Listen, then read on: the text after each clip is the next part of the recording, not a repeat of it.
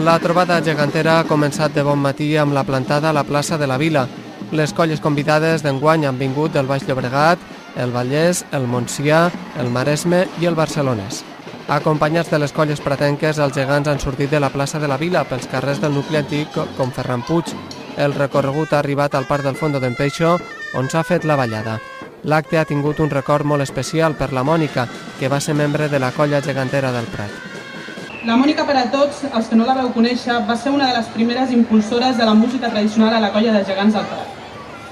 Quan al Prat encara no sonaven gralles, ella, amb tan sols 11 anyets i amb unes quantes companyes més, van fer que un dels instruments tradicionals del nostre país, com és la gralla, engalanés d'alegria les festes del nostre poble. Aquest any li dediquem al Cercavila la Mònica Jiménez, que és una persona molt important dintre de la colla, és una noi jove que el mes d'abril passat es va deixar una mica molt sobtadament, que tenia 26 anys i una grallera que portava des dels 7 anys i una persona molt important que la trobem molt a faltar i aquesta trobada l'hem dedicat amb ella.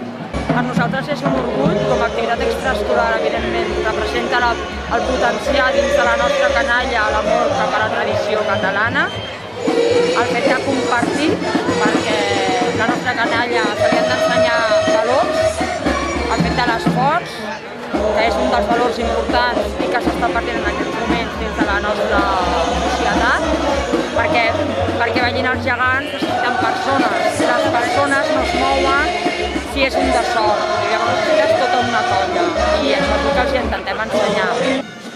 La festa major ha tornat així a viure un matí de diumenge amb trobada gegantera.